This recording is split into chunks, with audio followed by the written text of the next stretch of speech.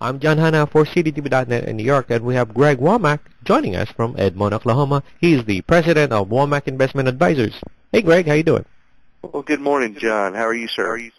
Great, sir. Now, Greg, how was your weekend?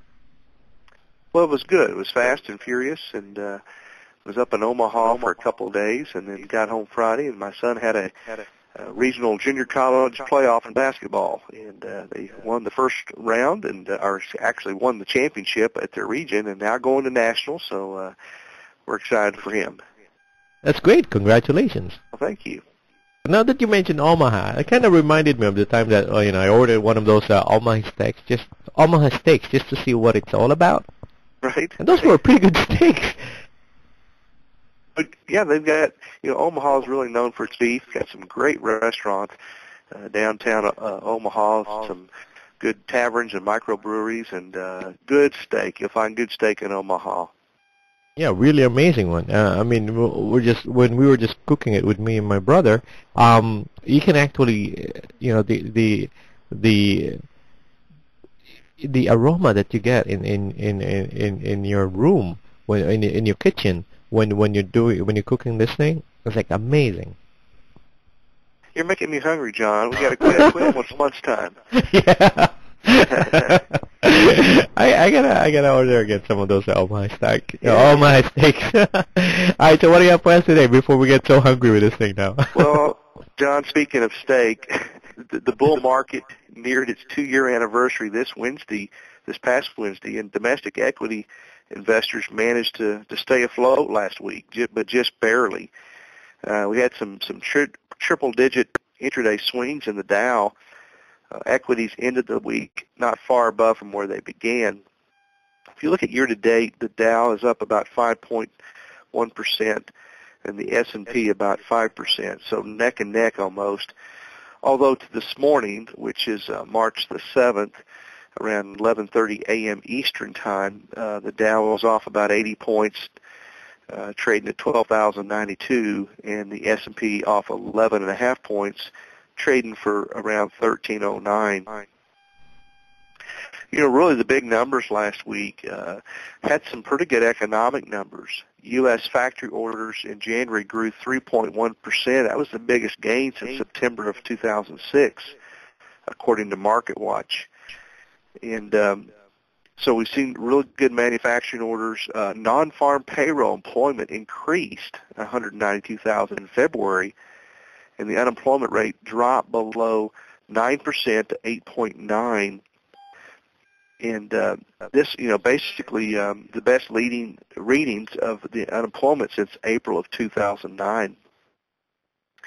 We also had the index of manufacturing output hit their highest levels in 7 years in the U.S. and more than 10 years in Europe. So signaling percolating demand for business aircraft, Berkshire Hathaway NetJets subsidy placed a firm order for 50 business jets, plus options for additional 70 aircraft, according to the Wall Street Journal. So you add all this up, pretty positive economic news last week, but we didn't really have much of an increase. As I mentioned, the bull market is nearing its 2-year anniversary, and so this positive economic data is kind of being offset in the recent rise in oil and commodity prices, which is kind of spurring inflation concerns.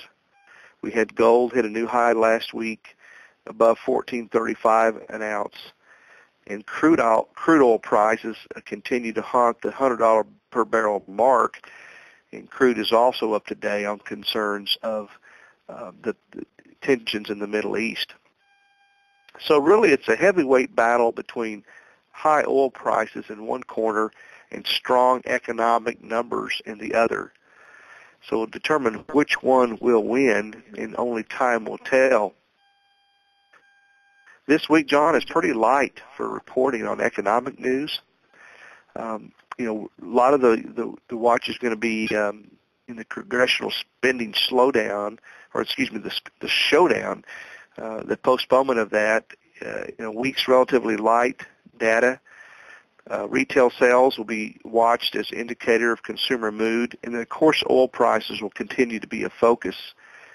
So we have some international trade balance report on the 10th, retail sales and business inventories on the 11th. You know, John, with the markets opening today on the 7th, opened up very positive, up at one point close to triple digits, and now the Dow was down about 80 points at 12:30 Eastern Time, p.m. Volatility seems to be picking up, and it all depends on what we see over, I think, in the Middle East with concerns about oil prices. So if we see oil continuing to move higher, we'll more than likely see the markets trend lower, and until things begin to calm down.